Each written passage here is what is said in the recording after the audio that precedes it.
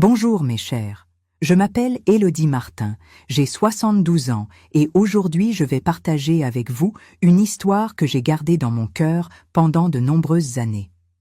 Avant de commencer, j'aimerais vous demander de mettre un j'aime à cette vidéo et de vous abonner à la chaîne. Dites-moi aussi dans les commentaires d'où vous regardez. J'adore savoir que mes histoires atteignent tant d'endroits différents.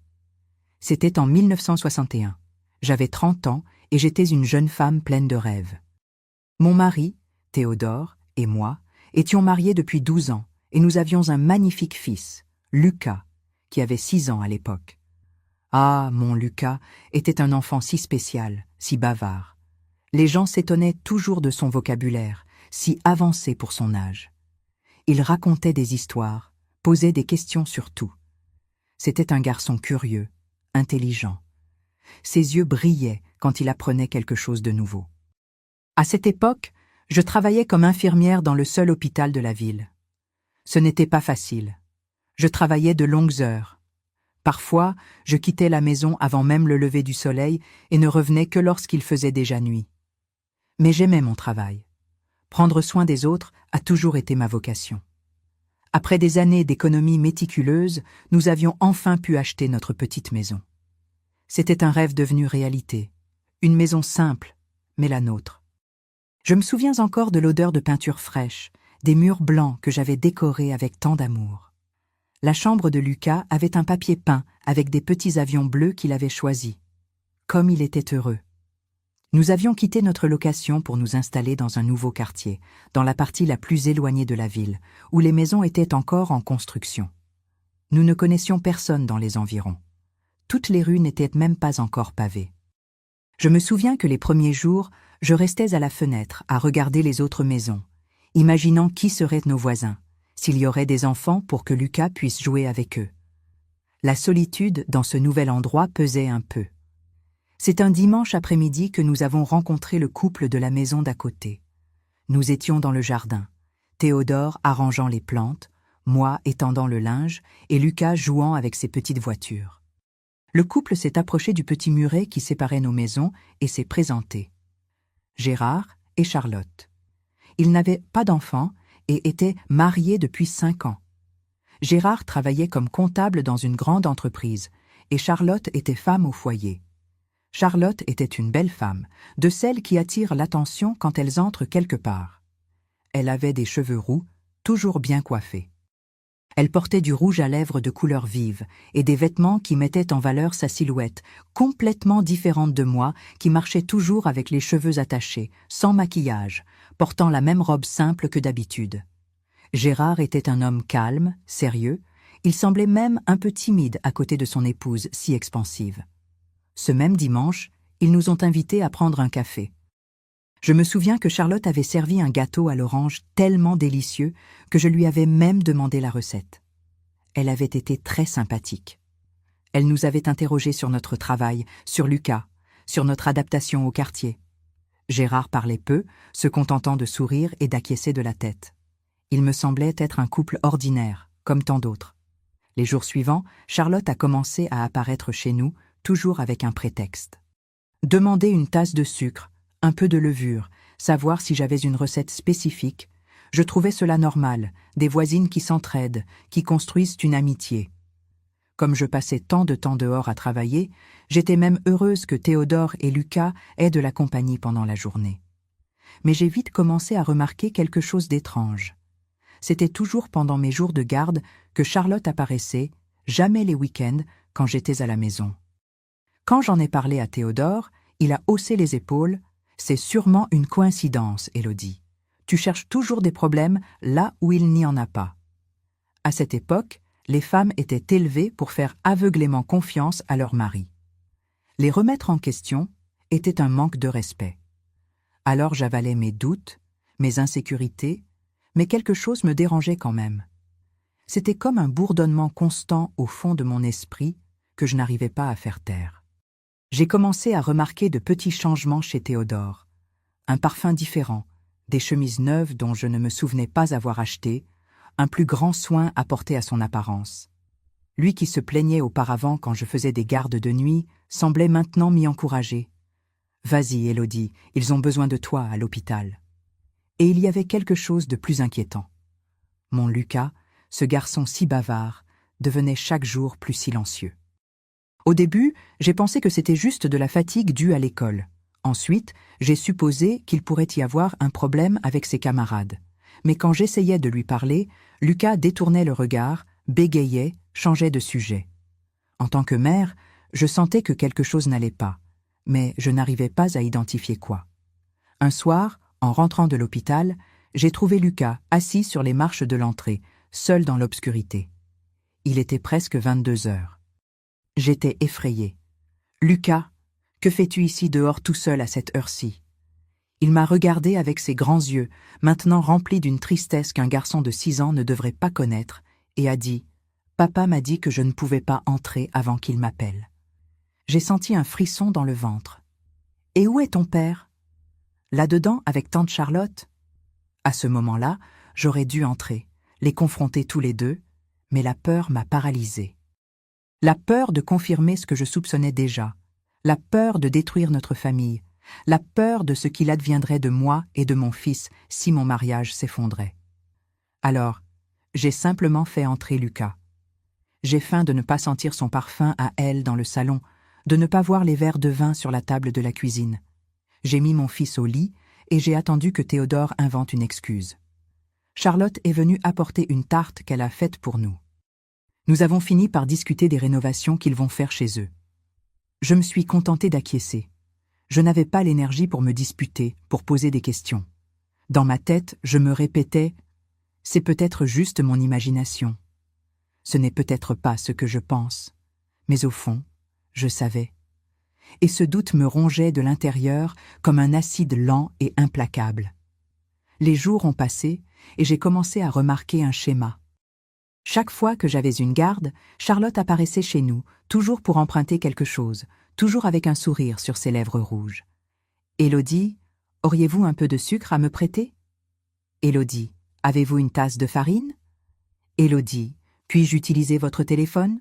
Le nôtre a un problème. » Moi, naïve, je pensais, comment une personne peut-elle avoir besoin d'autant de sucre ? Aujourd'hui, en repensant à tout cela, j'ai presque envie de rire de mon innocence, mais à l'époque, cela faisait mal. Cela me faisait mal de savoir que pendant que je soignais des malades, sauvais des vies, mon mari était à la maison, trahissant ma confiance avec la voisine d'à côté. Le pire n'était pas seulement la trahison, c'était de voir mon fils se faner comme une petite fleur sans eau. Lucas, qui était auparavant un garçon si vif, si bavard, devenait de plus en plus renfermé. À l'école, l'institutrice m'a convoquée, inquiète. « Madame Martin, Lucas ne participe plus aux cours. Lui qui répondait auparavant à toutes les questions, ouvre à peine la bouche maintenant. Quand je lui demande de lire à haute voix, il commence à bégayer. S'est-il passé quelque chose à la maison ? Et que pouvais-je dire ? Que je soupçonnais que mon mari avait une liaison avec la voisine ? Que mon fils était probablement témoin de choses qu'un enfant ne devrait pas voir ? J'ai simplement répondu que nous traversions une période difficile et que j'allais lui accorder plus d'attention. La goutte d'eau est venue un jour où je suis sortie plus tôt de l'hôpital. Il y avait une urgence avec un manque de personnel et on m'avait appelé pour couvrir le service du matin au lieu de celui de l'après-midi. Je n'avais pas prévenu à la maison. Je pensais faire une surprise. Peut-être emmener Lucas prendre une glace avant d'aller le chercher à l'école. Quand je suis arrivée dans notre rue, j'ai vu que la voiture de Théodore était garée devant la maison. Il aurait dû être au travail à cette heure-là. Je me suis garée un peu plus loin et j'ai marché lentement. En m'approchant, j'ai remarqué que la porte de notre maison était fermée à clé. J'ai trouvé cela étrange car normalement, Théodore la laissait déverrouiller quand il était à la maison. J'ai fait le tour par l'arrière, par le petit jardin dont j'étais si fière. Les rideaux du salon étaient tirés, ce qui était également inhabituel à cette heure de la journée. C'est alors que j'ai entendu des rires, la voix de Charlotte et celle de Théodore, provenant de notre chambre. Mon cœur semblait sur le point d'exploser dans ma poitrine. Mes mains tremblaient tellement que je pouvais à peine tenir mon sac. Mais au lieu d'entrer, de crier, de faire un scandale, je me suis simplement éloignée. Je suis retournée à la voiture et j'ai conduit sans but pendant des heures, jusqu'à ce qu'il soit temps d'aller chercher Lucas à l'école. Ce soir-là, en regardant mon mari dîner comme si rien ne s'était passé, j'ai ressenti une colère que je n'avais jamais éprouvée auparavant. Ce n'était pas une colère explosive, c'était quelque chose de froid, de calculateur. J'ai décidé de ne pas confronter Théodore immédiatement. J'avais besoin d'un plan. Je devais penser à mon fils, à notre avenir. Dans les semaines qui ont suivi, j'ai commencé à faire des heures supplémentaires à l'hôpital, non pas pour rester loin de la maison, mais pour économiser de l'argent. Je cachais une partie de mon salaire là où Théodore ne pourrait pas le trouver. J'ai commencé à étudier pour une promotion qui me permettrait de ne travailler que pendant la journée, avec un meilleur salaire. J'ai cherché des informations sur le fonctionnement du divorce, quelque chose de si scandaleux et difficile à cette époque que les femmes étaient pratiquement exclues de la société après. Et le plus difficile, j'ai essayé de parler à Lucas, mais chaque fois que j'abordais le sujet de la maison, de comment il se sentait, s'il y avait quelque chose qui n'allait pas, il se refermait comme une coquille. Ses yeux tristes me regardaient pendant une seconde, puis se détournaient aussitôt. « Tout va bien, maman ? Je suis juste fatiguée. » Je savais que tout n'allait pas bien. Je le sentais comme seule une mère peut le sentir. Mais je n'arrivais pas à franchir cette barrière que Lucas avait construite autour de lui-même. Et cela me brisait le cœur d'une manière qu'aucune trahison ne pourrait briser. C'est après 3 mois à vivre dans cette situation, dans cette comédie quotidienne, que j'ai finalement trouvé le courage de confronter Théodore. J'ai attendu un samedi où Lucas était chez un petit camarade d'école. J'ai préparé le petit déjeuner, comme n'importe quel autre jour. Et puis, regardant dans les yeux l'homme avec qui j'avais partagé 12 ans de ma vie, j'ai dit « Je sais, pour toi et Charlotte ». Son visage a pâli pendant une seconde, mais il s'est vite ressaisi. « De quoi parles-tu, Élodie ? Quelle folie est-ce là ? Ne me prends pas pour une idiote, Théodore. Je vous ai vus tous les deux dans notre chambre, dans notre lit. » Il a nié. Il a nié de toutes ses forces. Il a dit que j'imaginais des choses, que c'était ma jalousie maladive, que j'avais besoin d'aide. Il est même allé jusqu'à suggérer que je consulte un médecin, que c'était peut-être quelque chose dans ma tête. C'était une tactique courante à cette époque, faire douter la femme de sa propre santé mentale. Mais j'étais préparée à cela. Inutile de mentir. Soit tu admets la vérité et nous parlons comme des adultes, soit je pars par cette porte avec mon fils et tu ne nous reverras jamais. C'est seulement à ce moment-là qu'il s'est effondré. Il a admis sa liaison avec Charlotte, mais a essayé de minimiser. Ce n'était que quelques fois, Élodie. Cela ne signifie rien. Elle s'est offerte. Je suis un homme. Tu sais comment c'est. Cela m'a blessé plus que la trahison elle-même. Comme si c'était naturel, attendu, qu'un homme trahisse sa femme. Comme si je devais l'accepter et continuer. Je veux divorcer, Théodore. Les mots sont sortis de ma bouche avant même que je me rende compte que j'allais les dire. Mais quand je les ai entendus, j'ai su que c'était ce que je voulais vraiment, ce dont j'avais besoin.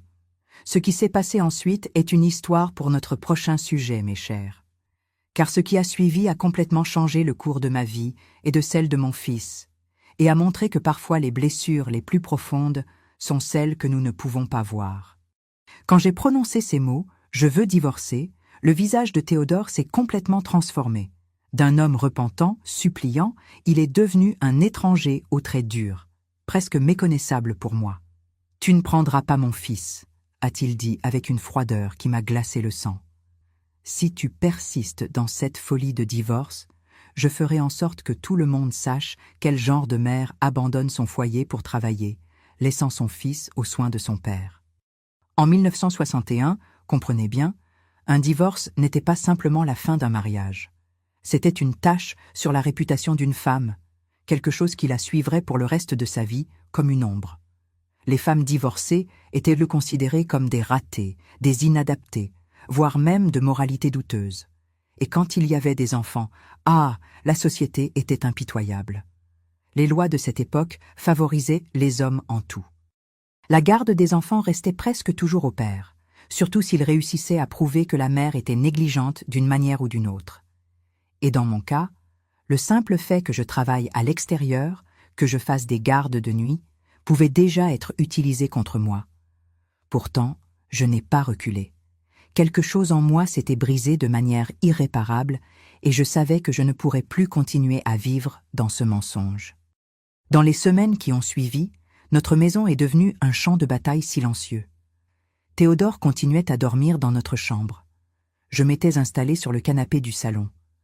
Nous ne parlions pas au-delà du strict nécessaire, toujours en faisant attention à ce que Lucas ne s'en aperçoive pas. Bien que, comme je l'ai découvert des années plus tard, il percevait beaucoup plus que ce que nous imaginions.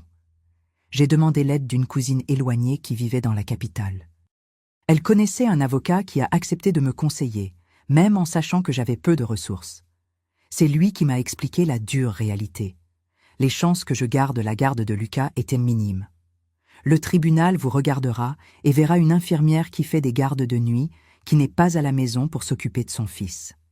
Ils regarderont votre mari et verront un homme travailleur, respecté dans la communauté, avec des horaires réguliers et une maison. Mais il me trompe, ai-je argumenté, les larmes coulant sur mon visage, avec la voisine, dans notre maison. L'avocat a soupiré avec cette expression de celui qui a déjà vu ce film de nombreuses fois. Madame Martin, malheureusement pour le juge, cela ne fera pas grande différence. L'adultère masculin est toléré par la société, considéré comme quelque chose de presque naturel. Je suis sortie de son bureau dévastée, mais pas vaincue.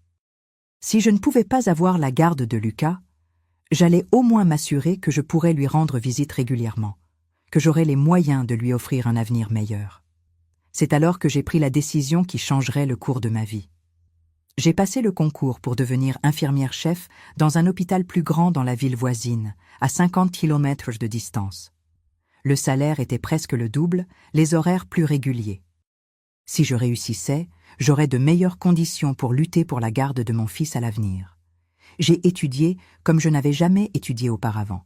Chaque minute libre était consacrée aux livres, aux notes, à la préparation pour cet examen qui pourrait signifier notre salut. Pendant ce temps, la situation à la maison empirait. Théodore commençait à sortir davantage, à rentrer tard, parfois ivre. Il y avait des nuits où j'avais peur pour ma sécurité, pour ce qu'il pourrait faire dans un moment de colère. Le plus douloureux, cependant, était de voir Lucas. Mon garçon, autrefois si vibrant, semblait maintenant une ombre de lui-même. À l'école, son bégaiement s'était tellement aggravé qu'il refusait de participer aux activités orales. À la maison, il passait des heures seul dans sa chambre, dessinant des figures sombres qui me serrèrent le cœur. Quand j'essayais de lui parler, de l'étreindre, de le réconforter, c'était comme étreindre un mur. Il était là physiquement, mais émotionnellement absent. Un soir, je l'ai trouvé en train de pleurer doucement dans sa chambre, serrant son oreiller pour étouffer le son. Je me suis assise à côté de lui, j'ai caressé ses cheveux. « Qu'est-ce qu'il y a, mon amour ? Tu peux me dire n'importe quoi, maman comprendra. » Il a simplement secoué la tête, essuyant rapidement ses larmes. « Rien, maman. Je suis juste fatiguée. » Ce bégaiement, ses yeux évitant les miens, tout cela me déchirait de l'intérieur. Je savais qu'il y avait quelque chose de profondément anormal, mais je n'arrivais pas à l'atteindre, à briser cette barrière invisible qu'il avait érigée. Le résultat du concours est sorti en juillet 1962. J'ai été reçue première, à ma propre surprise. Quand j'en ai informé Théodore, sa réaction a été exactement ce à quoi je m'attendais. Des menaces. « Si tu acceptes ce travail, si tu déménages d'ici, tu ne reverras jamais ton fils. Je dirai au juge que tu nous as abandonnés, que tu as choisi le travail plutôt que la famille. » Pour la première fois, je ne me suis pas laissé intimider. « Fais ce que tu penses être le mieux, Théodore. Moi aussi, je ferai de même. » La procédure de divorce a officiellement commencé en août. Ce fut un scandale dans la petite ville. Je me souviens de marcher dans les rues et de sentir les regards, d'entendre les chuchotements. À l'église, le prêtre est allé jusqu'à faire un sermon sur la sainteté du mariage, tout en me regardant directement. J'ai perdu des amis de longue date qui soudainement ne voulaient moi plus être vus en ma compagnie, comme si le divorce était une maladie contagieuse. Charlotte et Théodore n'essayaient même plus de cacher leur liaison. Elle apparaissait ouvertement dans notre maison, parfois même quand j'y étais, avec ce sourire triomphant sur ses lèvres rouges. Gérard, son mari, semblait avoir disparu. J'ai appris plus tard qu'il avait également demandé le divorce et avait déménagé dans une autre région. L'audience pour la garde était prévue pour novembre. Dans les mois qui ont précédé, J'ai désespérément essayé de me rapprocher de Lucas, de créer des souvenirs qui pourraient soutenir notre lien durant ce que je savais seraient des années difficiles à venir. Je l'emmenais pêcher à la rivière, prendre des glaces sur la place, assister aux matinées du dimanche au cinéma de la ville. Il souriait, participait, mais il y avait toujours quelque chose de retenu, quelque chose de brisé dans ce sourire. La veille de l'audience, je me suis assise au bord de son lit. Lucas était déjà endormi, son petit visage enfin en paix, libéré des tensions qui l'accompagnaient pendant la journée. Je suis restée là à mémoriser chaque détail, chaque tache de rousseur sur son nez, chaque cils, la courbe de sa joue encore ronde d'enfant. J'ai pleuré silencieusement, les larmes tombant sur mes mains. « Je promets que je vais me battre pour toi », ai-je murmuré, même en sachant qu'il ne pouvait pas m'entendre. Je promets qu'un jour, nous serons à nouveau ensemble. L'audience fut exactement comme mon avocat l'avait prévu. Le juge, un homme sévère d'une 60aine d'années, m'a à peine regardé pendant le procès. Théodore s'est présenté comme le mari dévoué, trahi par son épouse ambitieuse qui préférait travailler plutôt que s'occuper de la famille.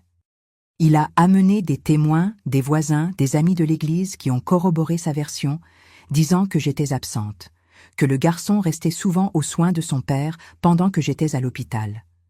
Quand est venu mon tour de parler, j'ai essayé d'expliquer sa relation avec Charlotte, comment il avait changé, ma peur pour le bien-être émotionnel de Lucas. Le juge m'a interrompu. « Madame, les problèmes conjugaux sont courants dans tout mariage.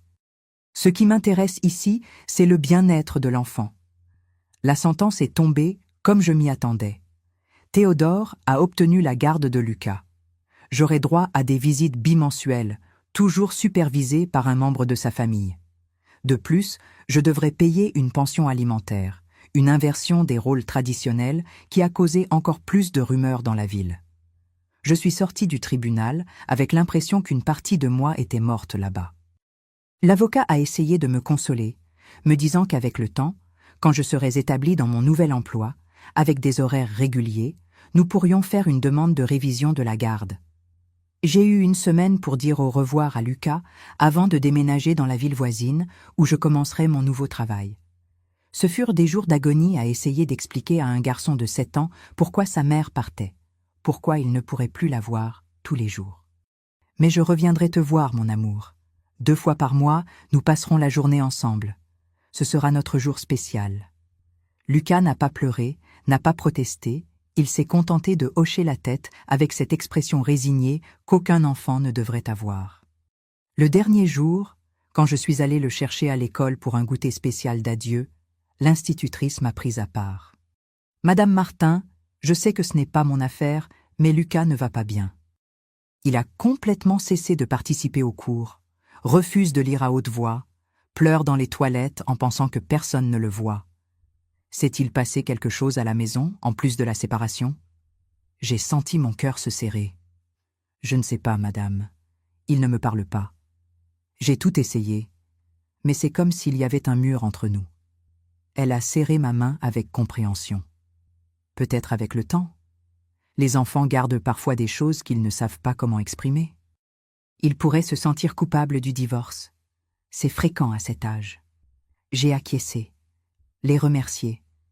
Mais je savais qu'il y avait plus, beaucoup plus. Quelque chose que je ne découvrirais que des années plus tard. Quelque chose qui changerait complètement ma compréhension de ces jours sombres. L'adieu du dimanche fut la chose la plus difficile que j'ai jamais faite dans ma vie. J'ai préparé la petite valise de Lucas avec les vêtements qui resteraient chez moi pour les week-ends de visite. J'ai préparé son dessert préféré, un gâteau de semoule avec de la gelée de coin. J'ai essayé de paraître enjouée, parlant de combien ce serait amusant quand il viendrait me rendre visite, comment nous irions au parc de la grande ville, au zoo. Quand le moment est venu, je l'ai serré dans mes bras de toutes mes forces, essayant de transmettre dans cette étreinte tout l'amour que je ressentais, toute la douleur de la séparation, tout l'espoir d'un avenir meilleur. Je t'aime plus que tout au monde, Lucas. Ne l'oublie jamais, jamais. Il a acquiescé contre mon épaule, ses petits bras serrés autour de mon cou. Et puis, dans un murmure presque inaudible, les premiers mots sans bégaiement depuis des mois. « Je t'aime aussi, maman. » Je suis montée dans le bus sans regarder en arrière, parce que je savais que si je regardais, je n'aurais pas la force de partir. Assise à la fenêtre, regardant le paysage défiler alors que je m'éloignais de tout ce que je connaissais, de mon fils, de ma vie d'avant, j'ai laissé les larmes couler. J'ai pleuré silencieusement pendant tout le voyage, un pleur de deuil, de perte, mais aussi de détermination, car à ce moment-là, je me suis fait une promesse. Ce ne serait pas la fin. Ce n'était que le début d'une lutte. Une lutte pour ma dignité, pour mon fils, pour notre avenir. Une lutte qui, sans le savoir, durerait des années et connaîtrait des rebondissements que je n'aurais jamais pu imaginer. La ville qui m'a accueilli était très différente de la petite communauté où j'avais grandi. Plus moderne, plus animée, avec trop de gens pour se soucier de la vie des autres. J'ai loué un petit appartement près de l'hôpital, un endroit modeste mais propre, où j'ai préparé avec amour une petite chambre pour quand Lucas viendrait me rendre visite. Le nouveau travail comme infirmière-chef exigeait beaucoup de moi, mais j'embrassais chaque défi, chaque responsabilité. Au travail, personne ne connaissait mon passé, personne ne me jugeait. J'étais simplement Élodie, l'infirmière-chef compétente, respectée par les médecins et les subordonnés. Cette nouvelle identité me fortifiait, m'aidait à aller de l'avant les jours où le manque de Lucas semblait m'étouffer. Les premières visites bimensuelles ont été tendues, inconfortables. Théodore insistait pour que sa sœur, Irène, soit présente tout le temps, une femme amère qui me regardait comme si j'étais le diable en personne. Lucas semblait perdu, confus, partagé entre la joie de me voir et la peur de déplaire à son père. Et c'est ainsi qu'a commencé un nouveau chapitre de ma vie. Un chapitre d'attente, de patience, de petites batailles et de petites victoires. Un chapitre qui, sans le savoir, me préparait à la révélation qui viendrait une décennie plus tard. Une vérité qui changerait tout ce que je pensais savoir de ces années sombres. Mes chers, vous n'imaginez pas à quel point il m'est difficile de revivre ces souvenirs, mais en même temps, je sens que partager cette histoire peut aider d'autres personnes qui traversent des situations similaires. Alors, continuons. Parlons de ces années loin de mon fils, et comment chaque visite bimensuelle était à la fois une joie et une torture. J'ai déménagé dans la ville voisine en décembre 1962. Je me souviens que c'était une période qui aurait dû être festive, avec les décorations de Noël dans les rues, les lumières colorées dans les vitrines des magasins, mais pour moi, ce fut le Noël le plus solitaire de ma vie. J'ai passé la veille seule dans mon petit appartement, regardant le minuscule arbre que j'avais acheté et décoré en pensant à Lucas, les cadeaux emballés qu'il n'ouvrirait que lors de notre prochaine rencontre. Nous avions convenu que le jour de Noël, je pourrais le voir pendant quelques heures. Je suis arrivée à l'ancienne maison chargée de cadeaux, le cœur battant à l'idée d'embrasser mon fils. Quand Théodore a ouvert la porte, le sourire sur mon visage s'est figé. Charlotte était là, assise dans mon salon, portant un tablier dans ma cuisine, comme si c'était sa place légitime. Et pire encore, elle avait posé sa main sur l'épaule de mon fils dans un geste de fausse maternité qui m'a donné envie de crier. J'ai avalé le cri, les larmes, la colère. Ce n'était pas le moment pour des confrontations, pas avec Lucas qui observait, pas le jour de Noël. Je suis entrée, j'ai salué tout le monde avec une politesse forcée et je me suis concentrée uniquement sur mon garçon. Il semblait si fragile, toujours si silencieux. Quand j'ai donné les cadeaux, ses yeux ont brillé un instant, mais bientôt l'éclat s'est éteint, comme s'il ne se permettait pas de montrer du bonheur en ma présence. Ces quelques heures sont passées en un clin d'œil. Avant que je puisse vraiment parler avec Lucas, savoir comment il allait vraiment, Théodore consultait déjà sa montre, indiquant qu'il était temps pour moi de partir. J'ai serré mon fils fort dans mes bras. J'ai promis que nous nous reverrions bientôt. J'ai essayé d'ignorer les larmes que j'ai vues briller dans ses yeux quand j'ai dit au revoir. Je suis retournée à mon appartement vide avec l'impression d'avoir reçu un coup de poing dans l'estomac. Il était évident que Théodore et Charlotte vivaient ensemble dans la maison qui avait été la mienne autrefois. Et mon fils, mon petit Lucas, était pris au milieu de cette situation, témoin silencieux d'une histoire qu'un enfant ne devrait jamais vivre. La routine des visites bimensuelles s'est établie avec difficulté. Dans les premiers mois, Théodore inventait constamment des excuses. Lucas est malade. Lucas a un engagement à l'école. Lucas est parti en voyage avec ma sœur. J'ai déposé une plainte formelle via mon avocat et après un avertissement du juge, il a cessé les excuses, mais la tension persistait. Chaque fois que j'arrivais pour chercher Lucas, c'était comme si j'entrais en territoire ennemi. Charlotte tenait à être présente, à me faire sentir comme une intruse dans la maison qui avait été la mienne. Théodore, quant à lui, avait toujours une liste d'instructions, comme si je ne savais pas prendre soin de mon propre fils. Il ne peut pas manger de sucreries, ne le laisse pas rester éveillé tard, ne l'emmène pas dans des endroits bondés. Mais le plus douloureux était la transformation de mon Lucas, ce garçon qui était autrefois si bavard, si plein de vie, maintenant un enfant calme, introverti. Le bégaiement, qui avait commencé comme quelque chose de léger, était maintenant si sévère qu'il y avait des moments où il renonçait simplement à parler, pointant ce qu'il voulait ou répondant par geste. À l'école, selon ce que me disait Théodore avec un ton accusateur, Lucas avait des difficultés. Les enseignants suggéraient un suivi avec des spécialistes, mais Théodore refusait.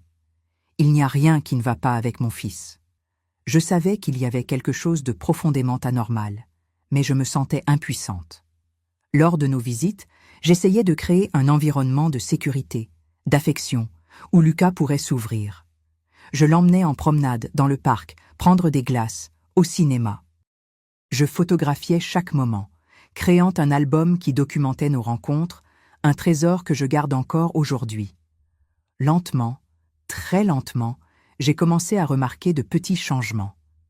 Il bégayait toujours, évitait encore les longs dialogues, mais occasionnellement, quand nous étions seuls, faisant quelque chose qu'il aimait, un éclair de l'ancien Lucas apparaissait. Un sourire authentique, une question curieuse, un commentaire spirituel. Dans ces moments, mon cœur s'emplissait d'espoir. À l'hôpital, mon travail comme infirmière-chef était exigeant mais gratifiant. J'ai gagné la confiance des médecins, le respect des autres infirmières. J'ai commencé à donner des cours dans la formation technique d'infirmier, ce qui me procurait un revenu supplémentaire. Chaque centime épargné allait sur un compte spécial que j'appelais mentalement « Fonds Lucas », de l'argent que j'utiliserais un jour pour lutter pour la garde de mon fils, pour lui offrir une meilleure éducation, des opportunités que je n'avais pas eues. En 1964, presque 2 ans après notre séparation, j'ai senti que c'était le moment d'essayer à nouveau d'obtenir la garde de Lucas. Il avait déjà 9 ans, un âge où son opinion commençait à avoir un certain poids au tribunal. J'avais un emploi stable, des horaires réguliers, une situation financière meilleure. Mon appartement était maintenant plus grand, dans un bon quartier, près d'excellentes écoles. J'ai consulté mon avocat, qui a préparé la requête. J'étais confiante, anxieuse, pleine d'espoir. La veille de l'audience, quand j'ai cherché Lucas pour notre week-end ensemble, j'ai décidé que c'était le moment de lui parler ouvertement du sujet. Je l'ai fait asseoir à la table de la cuisine. J'ai préparé son chocolat chaud préféré et j'ai expliqué de la façon la plus douce possible que je demandais au juge qu'il vienne vivre avec moi. « Tu voudrais ça, maman ?» a-t-il demandé, ses grands yeux fixés sur les miens, une expression que je n'arrivais pas à déchiffrer complètement. « Plus que tout au monde, mon amour, tu me manques tous les jours. Nous pourrions être toujours ensemble, pas seulement toutes les 2 semaines. » Il est resté silencieux pendant un long moment, remuant la cuillère dans le chocolat. Quand il a parlé, sa voix était si basse que j'ai dû me pencher pour entendre. « Papa a dit que tu ne me voulais pas vraiment, que c'était juste pour m'éloigner de lui. » J'ai eu l'impression qu'on me jetait de l'eau glacée dessus. « Lucas, ce n'est pas vrai. Je t'aime plus que tout au monde. Jamais, jamais je n'ai voulu m'éloigner de toi. Alors, pourquoi es-tu parti ?» La question si simple, si directe, m'a complètement désarmée. Comment expliquer à un enfant de 9 ans les raisons complexes d'un divorce? Comment lui faire comprendre que parfois nous partons précisément parce que nous aimons, parce que nous voulons protéger, parce que nous devons nous renforcer pour lutter? Ça a été la décision la plus difficile de ma vie, mon amour. Mais parfois, les adultes doivent prendre des décisions difficiles pour construire quelque chose de meilleur pour l'avenir. Ton père et moi n'étions plus heureux ensemble et cela t'affectait aussi. C'est ma faute? Non, jamais, ne pense jamais cela, ai-je répondu, tenant ses petites mains entre les miennes. Rien de tout cela n'est ta faute. Ton père et moi avons des problèmes d'adultes qui n'ont rien à voir avec toi. La seule chose qui n'a jamais changé, qui ne changera jamais, c'est combien nous t'aimons tous les deux. » Il a acquiescé, pas totalement convaincu, et est retourné à son chocolat. Je n'ai pas insisté davantage. Je savais que ce serait un processus lent, délicat, que je ne pouvais pas espérer que des années de confusion et de douleur se résoudraient en une seule conversation. Le jour suivant, à l'audience, j'ai reçu un autre coup dévastateur. Théodore a présenté des témoins, des voisins, l'institutrice de Lucas, même un médecin, qui ont affirmé que la séparation avait été traumatisante pour le garçon, qu'il devenait nerveux et anxieux avant et après mes visites, que le problème d'élocution s'était considérablement aggravé. Le plus cruel, l'avocat de Théodore a suggéré que le bégaiement de Lucas était une réaction à l'abandon maternel, que j'étais la cause de la souffrance de mon fils. Et pour couronner le tout, Charlotte a témoigné, se décrivant comme une figure maternelle présente et stable dans la vie de Lucas, insinuant qu'il formait maintenant une famille harmonieuse. Quand je suis sortie du tribunal ce jour-là, après avoir entendu le juge refuser une fois de plus ma demande de garde, j'ai ressenti un mélange toxique de colère et de désespoir. Colère contre Théodore, contre Charlotte, contre le système qui semblait déterminé à me punir pour avoir refusé de vivre dans un mensonge. Désespoir en pensant aux années à venir, aux anniversaires, au Noël, aux moments importants que je manquerais dans la vie de mon fils. Mais je n'ai pas abandonné. Je ne pouvais pas abandonner. Pour Lucas, pour moi-même. Dans les années qui ont suivi, nous avons établi une routine. Les visites bimensuelles sont devenues plus calmes, moins tendues. Théodore, peut-être satisfait d'avoir gagné au tribunal, est devenu moins hostile. Il a commencé à permettre que Lucas vienne sans la supervision d'Irène. Il a permis qu'il passe certains jours fériés avec moi. De petites victoires que je célébrais en silence. En 1966, Théodore et Charlotte se sont officiellement mariés. Ce fut un coup dur, mais attendu. La petite ville qui m'avait jugé si durement auparavant avait maintenant un nouveau scandale à commenter. L'homme qui avait été abandonné par sa femme se mariait maintenant avec la voisine, celle qui venait toujours demander du sucre. Même à distance, j'entendais les rumeurs, les commentaires malveillants qui me parvenaient à travers l'une ou l'autre connaissance qui maintenait encore le contact. Lucas avait alors 11 ans. Le bégaiement persistait, mais s'était légèrement amélioré. C'était encore un enfant calme, introspectif, mais avec moi, il commençait à s'ouvrir davantage. Nous avons découvert ensemble l'amour des livres. C'était l'une des rares activités qui n'exigeaient pas de parler et dans lesquelles il pouvait complètement s'évader. J'ai commencé à apporter un nouveau livre à chaque visite, et nous passions des heures à lire ensemble, à discuter des histoires, à imaginer des fins alternatives. J'ai remarqué que mon fils avait un talent particulier pour l'écriture. Ce qu'il ne pouvait pas exprimer en parlant, il le mettait sur papier avec une éloquence surprenante pour son âge. J'ai encouragé ce don, lui donnant de beaux cahiers, des livres sur l'écriture créative. C'était notre connexion spéciale, quelque chose que Théodore, avec son pragmatisme, ne comprenait ni ne valorisait. En 1967, une opportunité s'est présentée à l'hôpital. La chance de suivre une formation spécialisée en pédiatrie dans la capitale de la région. C'était une opportunité unique qui pourrait ouvrir de nombreuses portes professionnelles. Mais cela signifiait rester 6 mois loin, réduisant drastiquement mes visites à Lucas. La décision fut déchirante. D'un côté, la formation représentait une avancée dans ma carrière, la possibilité d'un salaire encore meilleur, d'une plus grande stabilité. De l'autre, comment expliquer à un garçon de 12 ans que sa mère, qui le voyait déjà si peu, le verrait maintenant encore moins? J'ai parlé ouvertement avec Lucas, je lui ai expliqué la situation. À ma surprise, il m'a encouragée à y aller. « Vas-y, tu seras une infirmière encore meilleure, maman », a-t-il dit avec un petit sourire. « Et quand tu reviendras, tu auras beaucoup d'histoires à me raconter ?» Cette maturité, cette générosité venant d'un enfant qui avait déjà tant souffert, m'a profondément ému. J'ai serré mon fils fort dans mes bras, promettant que j'écrirais toutes les semaines, que j'appellerais dès que possible. Les appels interurbains étaient chers et rares à cette époque, que les 6 mois passeraient en un clin d'œil. Les mois dans la capitale ont été intenses, pleins d'apprentissage, de nouvelles expériences. J'ai tenu ma promesse d'écrire chaque semaine à Lucas, des lettres longues et détaillées, remplies d'histoires, de questions sur son quotidien, d'expression d'amour et de manque. Ces réponses, bien que plus courtes, étaient précieuses. J'ai remarqué que dans l'écriture, sans la pression de la parole, sa personnalité brillante émergeait. Quand je suis revenu en janvier 1968, Lucas avait visiblement changé. Plus grand, les traits enfantins commençant à laisser place à ceux d'un adolescent. Mais il y avait quelque chose d'autre, un changement qui n'était pas seulement physique, quelque chose dans ses yeux, une tristesse plus profonde, une ombre qui n'était pas là auparavant. J'ai essayé de lui parler, de lui demander comment s'étaient repassés les mois chez son père, comment ça allait à l'école, les amis. Il a répondu par monosyllabes, évitant mon regard. J'ai attribué ce comportement à la phase difficile de la préadolescence, au mois de séparation, au changement naturel de cet âge. Je n'ai pas insisté, je n'ai pas fait pression. Je ne savais pas, alors, que mon fils portait un secret trop lourd pour ses jeunes épaules. Un secret qui ne serait révélé que de nombreuses années plus tard. Un jour qui changerait à jamais ma compréhension de tout ce qui s'était passé depuis ce lointain après-midi où Charlotte était venue demander du sucre pour la première fois. Les années suivantes ont suivi leur cours.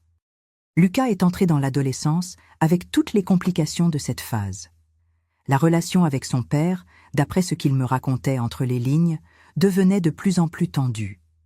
Théodore, un homme traditionnel, ne comprenait pas son fils sensible, amoureux des livres, qui préférait la bibliothèque au terrain de football. Charlotte, quant à elle, semblait avoir perdu l'intérêt d'être mère. Maintenant qu'elle était officiellement mariée à Théodore, qu'elle avait le statut d'épouse, le garçon paraissait être plus une gêne, un rappel incommode du mariage précédent. Et ainsi, peu à peu, Lucas a commencé à passer plus de temps avec moi. Les week-ends bimensuels se sont étendus, avec la permission réticente de Théodore, à des semaines entières pendant les vacances scolaires. Chaque moment ensemble était précieux, une chance de renforcer notre lien, de reconstruire ce qui avait été brisé. En 1972, alors que Lucas avait 17 ans, quelque chose s'est produit qui changerait à nouveau le cours de nos vies. Quelque chose que je n'aurais pas pu prévoir, mais qui serait le début d'une révélation qui ne se compléterait que des années plus tard. Comme je l'ai raconté auparavant, la relation entre Lucas et son père devenait de plus en plus tendue. Mon fils était devenu un jeune homme introspectif, passionné de littérature et de philosophie, des intérêts que Théodore considérait comme efféminés, comme je l'ai découvert plus tard. Le bégaiement, bien que toujours présent, s'était considérablement amélioré. Lucas parlait plus couramment avec moi, mais selon lui, cela empirait en présence de son père. Pendant les vacances de juillet cette année-là, Lucas a passé 3 semaines entières avec moi, les plus longues que nous ayons partagées depuis la séparation. Ce furent des jours merveilleux. Je l'ai emmené au théâtre, à des expositions, je l'ai présenté à des collègues de l'hôpital qui avaient des enfants de son âge. Il s'est épanoui sous mes yeux, comme une plante qui reçoit enfin de la lumière après une longue période dans l'ombre. La veille de son retour chez son père, nous étions assis sur le petit balcon de mon appartement. Le ciel étoilé de juillet s'étendait au-dessus de nous et nous parlions de ses rêves, de ses projets d'avenir. Lucas voulait étudier les lettres, devenir professeur, peut-être écrivain. « Papa dit que ce n'est pas un métier d'homme », a-t-il commenté, le bégaiement revenant légèrement en mentionnant Théodore. « Il veut que je travaille à l'usine avec lui. » J'ai respiré profondément, contenant mon irritation. Même après toutes ces années, Théodore continuait d'essayer de façonner son fils à son image, sans respecter son individualité. « Et que veux-tu, mon fils ?» Il est resté silencieux un moment, regardant ses mains. Quand il a levé le visage, il y avait une détermination dans ses yeux que je n'avais jamais vue auparavant. « Je veux habiter chez toi, maman. Je n'en peux plus de cette maison. » Ces mots que j'espérais entendre depuis tant d'années m'ont surprise. « Tu es sûr, Lucas? Ton père? » Je me moque de ce qu'il va dire. J'y ai beaucoup réfléchi. L'année prochaine, j'aurai 18 ans. Je vais passer le baccalauréat. Je veux étudier, maman. Je veux une vie différente de celle qu'il envisage pour moi. Cette nuit-là, nous avons fait des projets. Comme je l'imaginais, Théodore n'accepterait pas facilement la décision de son fils. Il faudrait attendre quelques mois, préparer le terrain, peut-être consulter un avocat pour comprendre les implications légales, puisque Lucas était encore mineur. Le jour suivant, je l'ai ramené chez son père, le cœur plus léger que lors de n'importe quel autre retour. Il y avait de l'espoir à l'horizon, la perspective de finalement avoir la chance de reconstruire notre famille, de récupérer les années perdues. Mais le destin avait d'autres plans. 2 semaines plus tard, j'ai reçu un appel au milieu de la nuit. C'était des urgences de l'hôpital de notre ancienne ville. Théodore avait eu un grave accident à l'usine, une machine défectueuse, un moment d'inattention, et il avait perdu 2 doigts de la main droite. Il était en chirurgie, et Lucas, seul à la maison avec Charlotte, était en état de choc. J'ai pris le premier bus du matin, arrivant à l'hôpital quelques heures plus tard. J'ai trouvé Lucas dans la salle d'attente, le visage pâle, les yeux rouges d'avoir pleuré. Charlotte n'était nulle part. « Où est ta belle-mère » ai-je demandé après l'avoir longuement étreint. « Elle est partie chercher un café », a-t-il répondu, mais le ton me semblait étrange. « Elle est très nerveuse. » J'ai appris plus tard que Charlotte avait eu une crise de nerfs quand elle avait vu Théodore ensanglanté et avait dû être sédatée. Ce n'était pas la première fois qu'elle montrait de la fragilité dans les moments de crise, un contraste frappant avec l'image de femme forte et déterminée qu'elle projetait. L'accident de Théodore était plus grave qu'il ne paraissait initialement. Au-delà de la perte des doigts, il y avait des dommages aux tendons et aux nerfs du bras. Il aurait besoin de mois de récupération, de kinésithérapie, et probablement ne retrouverait jamais le même mouvement. Cela signifiait qu'il ne pourrait pas reprendre la même fonction à l'usine. Cet après-midi-là, assise à côté d'un Théodore sous sédatif, avec Lucas dormant d'épuisement sur une chaise proche, j'ai vu Charlotte entrer dans la chambre.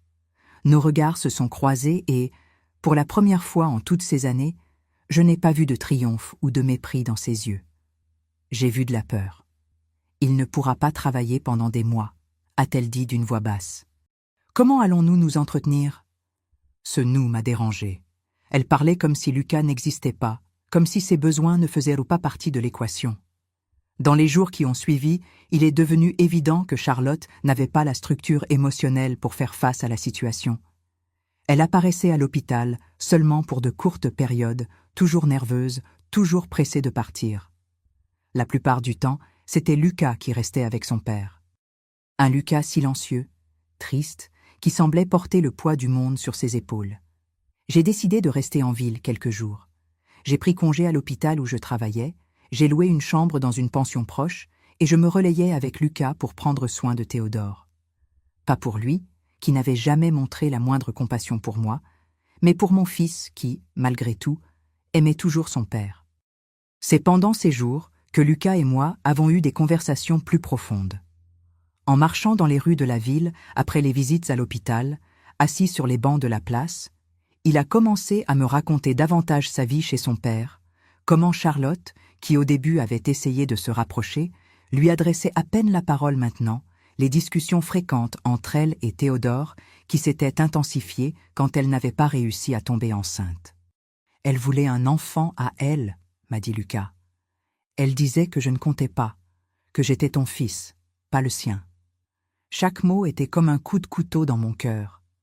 J'imaginais mon garçon seul dans cette maison pleine de tensions, témoin de disputes, se sentant comme un intrus, un poids, et moi, à des kilomètres de distance, impuissante à le protéger.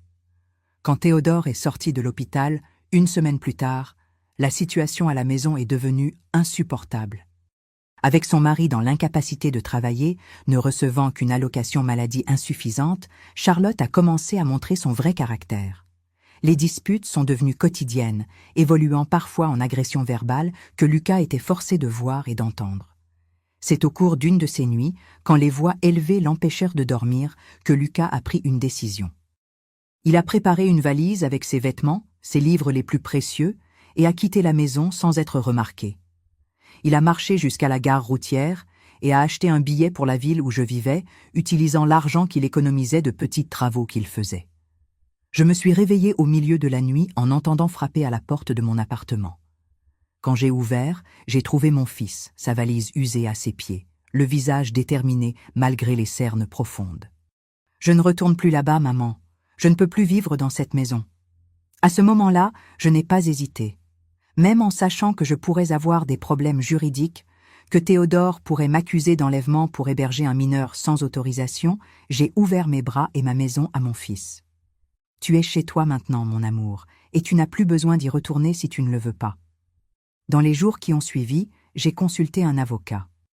Comme Lucas allait bientôt avoir 18 ans et, compte tenu des circonstances exceptionnelles, l'accident de Théodore, l'instabilité financière et émotionnelle chez lui, il y avait une possibilité d'obtenir l'émancipation anticipée de Lucas.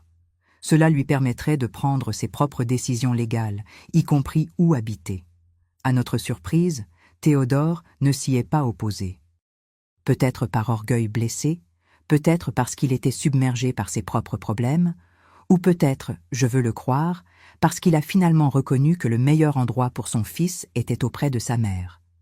Il a signé les documents nécessaires et en septembre 1972, Lucas est officiellement venu vivre avec moi. Ces premiers mois ont été une période d'adaptation. Il a dû changer d'école, se faire de nouveaux amis, s'adapter à une routine complètement différente. J'ai réorganisé mes horaires à l'hôpital pour être plus présente, pour compenser les années perdues. Le bégaiement de Lucas s'est considérablement amélioré durant cette période. Loin de la présence intimidante de son père, il semblait plus détendu, plus confiant. Dans sa nouvelle école, avec l'encouragement d'enseignants compréhensifs, il a commencé à participer davantage aux cours, à faire des présentations orales qui auraient été impensables auparavant. En décembre de cette même année, nous avons reçu une nouvelle surprenante. Charlotte avait quitté Théodore. Selon les rumeurs qui nous sont parvenues, elle était partie avec un vendeur de cosmétiques qui passait périodiquement dans la ville. Elle avait laissé seulement un mot, sans explication, sans adieu. Lucas a reçu la nouvelle avec des émotions mêlées. D'un côté, il y avait du soulagement. Charlotte n'avait jamais été une figure positive dans sa vie. De l'autre, il s'inquiétait pour son père, maintenant seul, encore en convalescence de son accident, sans emploi fixe. « Nous devrions lui rendre visite à Noël », a suggéré Lucas, me surprenant. Il n'a plus personne. C'est ainsi que, la veille de Noël 1972, nous sommes retournés à la maison qui avait été la nôtre. Nous avons trouvé Théodore changé, vieilli au-delà de ses années. L'accident, l'abandon de Charlotte, le départ de son fils, tout cela semblait avoir brisé quelque chose de fondamental en lui. Pour la première fois depuis que je le connaissais, j'ai vu Théodore pleurer.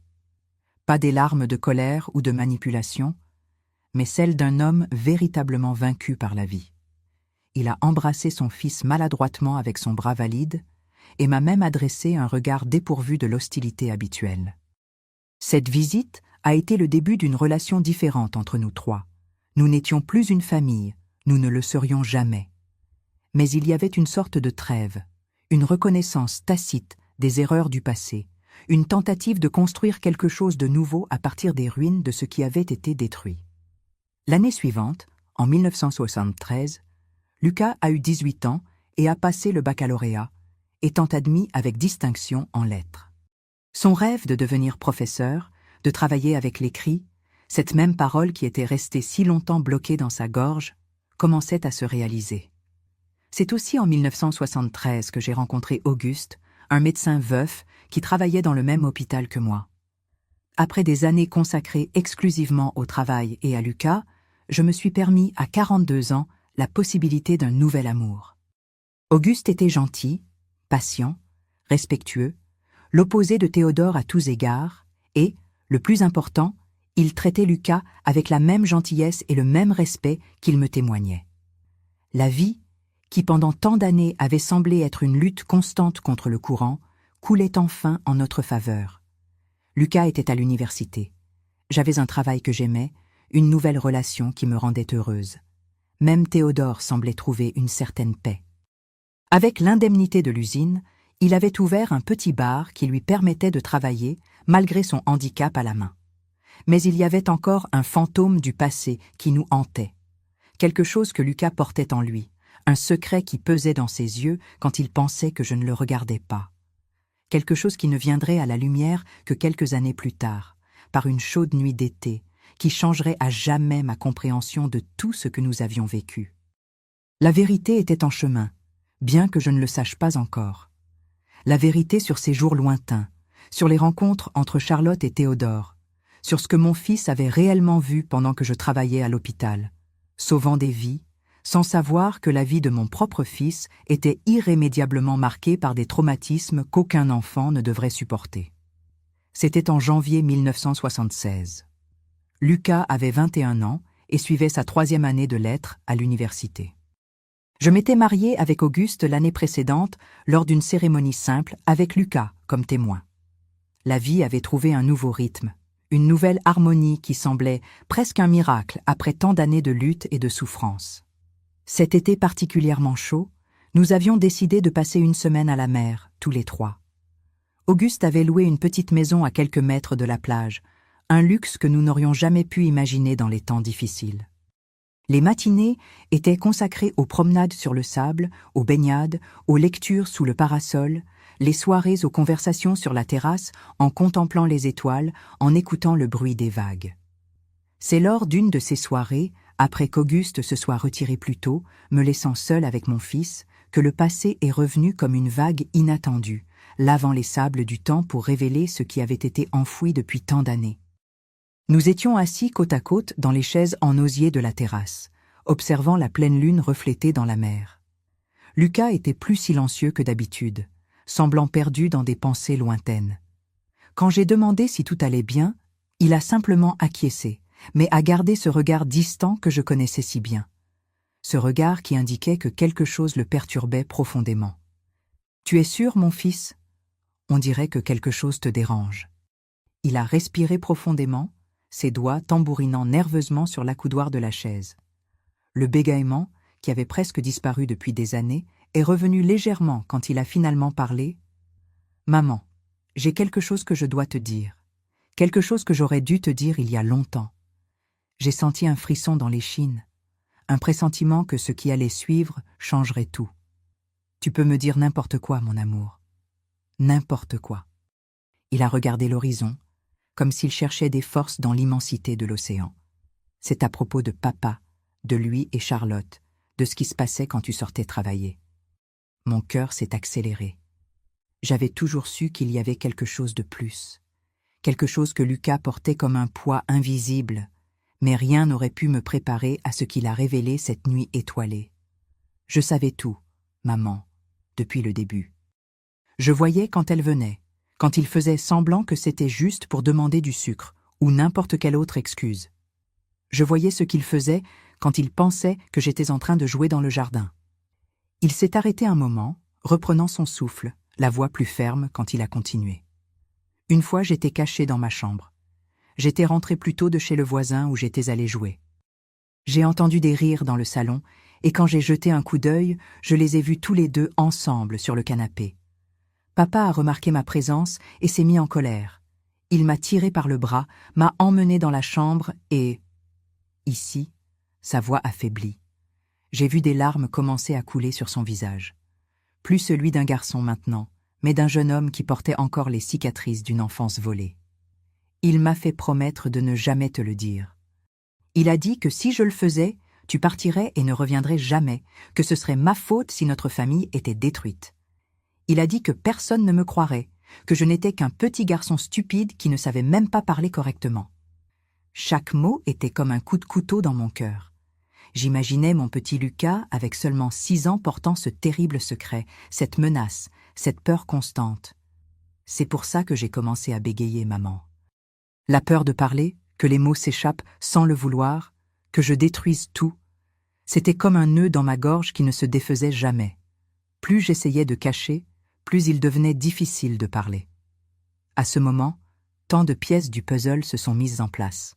Le changement soudain dans le comportement de Lucas, le bégaiement qui était apparu de nulle part, la façon dont il s'isolait, comment il évitait les conversations qui pourraient mener au sujet interdit. Tout prenait un sens terrible, douloureux. À l'école, j'ai arrêté de participer aux cours parce que j'avais peur. Peur que si je commençais à parler, je ne pourrais pas m'arrêter et le secret s'échapperait. Les autres garçons se moquèrent de moi à cause du bégaiement. Ils m'appelaient l'idiot, et ça ne faisait qu'empirer les choses. Des larmes silencieuses coulaient sur mon visage, tandis que Lucas continuait sa révélation. En tant que mère, Le pire sentiment est de savoir que votre enfant a souffert et que vous n'étiez pas là pour le protéger, que pendant que vous luttiez pour construire un avenir meilleur, il était piégé dans un cauchemar solitaire, sans personne à qui faire confiance, personne pour le réconforter. Quand le divorce est venu, c'était encore pire. Je connaissais la vérité. Je savais que papa était coupable, qu'il t'avait trompé, mais je ne pouvais rien dire. Et puis, quand le juge a décidé que je resterais avec lui, c'était comme une punition pour mon silence, comme si Dieu me punissait pour n'avoir pas dit la vérité. « Lucas, mon amour », ai-je réussi à dire entre les sanglots. Rien de tout cela n'était de ta faute. Tu étais un enfant innocent pris au milieu de problèmes d'adultes. Jamais, jamais tu n'aurais dû être mis dans cette position. Mais si j'avais parlé, peut-être que tu ne serais pas parti. Peut-être que nous aurions pu rester ensemble. Cette phrase m'a brisé en 1000 morceaux. Pendant des années, mon fils avait porté non seulement le poids du secret, mais aussi la culpabilité de notre séparation. Une culpabilité qui n'était jamais la sienne, qui n'aurait jamais dû être placée sur ses petites épaules. Même si tu avais parlé, mon amour, les lois de cette époque auraient trop probablement encore favorisé ton père, mais cela m'aurait donné plus de force pour lutter, pour essayer d'autres alternatives. L'important est que nous soyons ensemble maintenant, que tu n'aies plus besoin de porter ce secret. Il a acquiescé, essuyant ses larmes. Quand je suis venue vivre avec toi, après l'accident de papa, c'était comme si un poids énorme avait été enlevé de mes épaules. Loin de lui, loin de cette maison pleine de mauvais souvenirs, j'ai enfin pu respirer. C'est à ce moment que le bégaiement a commencé à s'améliorer. Nous sommes restés silencieux pendant un long moment, juste à sentir la brise de la mer, à écouter les vagues, à laisser la vérité enfin révélée trouver sa place entre nous. Ce n'était pas une belle vérité, elle était douloureuse, terrible, mais elle était libératrice. « Pourquoi as-tu décidé de me le dire maintenant, après tant d'années » ai-je finalement demandé. Il a souri tristement. J'écris mon mémoire de fin d'études sur le traumatisme infantile et les troubles de la parole. Pendant mes recherches, je me suis rendu compte que je n'avais jamais vraiment traité ce qui s'était passé, qu'une partie de moi était encore ce petit garçon effrayé, portant un secret trop lourd. Mon fils utilisait sa propre douleur pour comprendre, pour aider les autres. Cette pensée a apporté un mélange de fierté et de tristesse si intense que j'ai eu du mal à respirer. Mon thérapeute a dit que te raconter serait une partie importante du processus de guérison, que je ne pourrais pas vraiment aller de l'avant sans me libérer de ce secret. Je ne savais pas que Lucas faisait une thérapie. Il me l'avait caché, probablement pour ne pas m'inquiéter, pour ne pas rouvrir d'anciennes blessures. Encore une fois, il me protégeait quand j'aurais dû être celle qui le protège. Merci de me faire confiance maintenant, mon fils, de partager ce poids avec moi. Cette nuit-là, enlacés sur la terrasse de la maison de plage, nous avons pleuré ensemble. Des larmes de douleur pour un passé que nous ne pouvions pas changer, mais aussi des larmes de soulagement, de libération. Le secret, enfin révélé, perdait son pouvoir sur nous. Dans les jours qui ont suivi, nous avons parlé plus ouvertement du passé. Lucas a partagé d'autres détails, d'autres souvenirs qu'il avait refoulés pendant des années. Nous avons parlé de Théodore, de Charlotte, du système judiciaire qui nous avait fait défaut, de la société qui jugeait les mères qui travaillaient tout en pardonnant aux pères infidèles. Auguste, avec sa sensibilité et sa sagesse, nous a donné l'espace pour ces conversations, mais nous a aussi offert son soutien quand nous en avions besoin. Sa présence calme, son acceptation inconditionnelle ont été des baumes pour d'anciennes blessures qui commençaient enfin à cicatriser. Quand nous sommes revenus de ce voyage, quelque chose avait fondamentalement changé entre Lucas et moi. La barrière invisible qui existait encore, cette ombre du passé non révélé, s'était dissipée. Nous étions plus proches, plus honnêtes, l'un envers l'autre. La relation mère-fils s'était transformée en quelque chose de plus profond, un partenariat basé sur la vérité et la compréhension mutuelle. Quelques semaines plus tard, Lucas a suggéré que nous rendions visite à Théodore. Pas pour lui, maman, pour nous. Pour fermer ce chapitre, une fois pour toutes. Nous avons trouvé un homme vieilli, aigri par la vie qu'il avait construite par ses propres choix. Son petit bar suffisait à peine à le faire vivre, sa main mutilée, un rappel constant de ses pertes. Quand il nous a vus entrer, ses yeux se sont écarquillés de surprise. Lucas est allé droit au but, sans bégayer, sa voix ferme et claire.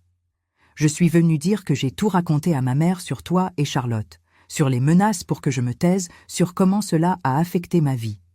Le visage de Théodore a pâli. Pendant un moment, j'ai pensé qu'il nierait, qu'il essaierait une fois de plus de manipuler la situation, mais les années et les pertes semblaient lui avoir donné une certaine perspective. « Je suis désolé, fils, a-t-il dit, la voix brisée. Je ne m'attends pas à ce que tu me pardonnes. Je ne me pardonne pas moi-même. » Ce n'était pas un moment de réconciliation dramatique, d'embrassade et de larmes. C'était un moment de vérité, de reconnaissance, de clôture. Nous sommes sortis de là, non pas avec colère, non pas avec rancune, mais avec le sentiment qu'un cycle se terminait enfin. Dans les années qui ont suivi, Lucas a obtenu son diplôme avec mention, est devenu professeur d'université, se spécialisant en littérature et en études sur le traumatisme et le langage. Il s'est marié, a eu des enfants, mes précieux petits-enfants qui n'ont jamais connu le grand-père qui a tant fait souffrir leur famille, car Théodore est décédé en 1980, seul dans son petit appartement à l'arrière du bar. Charlotte, a-t-on appris plus tard, a eu plusieurs relations, toujours à la recherche de la sécurité matérielle qui semblait être sa principale motivation dans la vie. La dernière nouvelle que nous avons eue d'elle, c'est qu'elle vivait dans le sud du pays, mariée à un commerçant local, ayant apparemment trouvé la stabilité qu'elle désirait tant. Quant à moi, j'ai construit une vie épanouissante aux côtés d'Auguste, de Lucas, puis de ma belle-fille et de mes petits-enfants.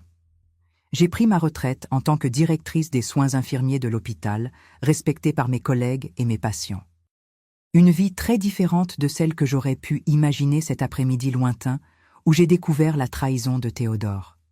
Qu'ai-je appris de tout cela? Que la vérité, aussi douloureuse soit-elle, est toujours le chemin vers la guérison. Que les secrets n'empoisonnent pas seulement ceux qui les gardent, mais aussi tous ceux qui les entourent. Que les enfants voient, entendent et ressentent beaucoup plus que nous ne l'imaginons et portent ces expériences jusqu'à l'âge adulte. J'ai aussi appris sur le pardon, non pas comme une absolution pour ceux qui nous ont blessés, mais comme un cadeau que nous nous faisons à nous-mêmes, nous libérant du poids de la rancune et de l'amertume. Théodore n'a jamais mérité mon pardon, mais je méritais la paix qui en est venue. Et, par-dessus tout, j'ai appris sur le pouvoir de l'amour. L'amour qui m'a fait lutter pour mon fils même quand tout semblait perdu. L'amour qui a donné à Lucas la force de surmonter ses traumatismes, de transformer sa douleur en quelque chose de positif. L'amour qui, en fin de compte, a été plus fort que tous les mensonges, toutes les trahisons, tous les obstacles que la vie a mis sur notre chemin. Aujourd'hui, à 72 ans, je regarde en arrière et je vois non seulement la douleur, mais aussi le parcours de dépassement. Je vois un garçon qui a perdu sa voix par peur et un homme qui l'a retrouvé grâce au courage. Je vois une jeune femme à qui on a tout pris et une dame âgée qui a reconstruit sa vie, brique par brique, jour après jour. Si vous traversez quelque chose de similaire, si vous portez un secret trop lourd, ou si vous êtes séparé de quelqu'un que vous aimez par des circonstances qui semblent insurmontables, je veux que vous sachiez qu'il y a de l'espoir. Le chemin peut être long, peut être douloureux, mais il y a de la lumière au bout. La vérité libère, l'amour guérit, et le temps, cet allié silencieux, travaille en notre faveur quand nous choisissons d'avancer avec courage et dignité. Merci d'avoir écouté mon histoire, d'avoir partagé avec moi ces souvenirs qui sont restés si longtemps gardés dans mon cœur. Si elle vous a touché d'une manière ou d'une autre, si elle a apporté une réflexion, un réconfort, alors cela valait la peine de revivre ces moments difficiles. Et rappelez-vous, ne sous-estimez jamais ce qu'un enfant voit, entend et ressent. Ne sous-estimez jamais les marques que nos paroles et nos actions peuvent laisser sur ceux que nous aimons. Et jamais, au grand jamais, n'abandonnez la lutte pour l'amour, car à la fin, c'est tout ce qui compte vraiment. Si cette histoire a touché votre cœur, n'oubliez pas de mettre un « j'aime » et de vous abonner à la chaîne. Vos commentaires signifient beaucoup pour moi. Dites-moi ci-dessous si vous avez vécu quelque chose de similaire ou ce que vous avez pensé de mon histoire. Partagez-la aussi avec quelqu'un qui a besoin d'entendre ce message d'espoir. À la prochaine histoire.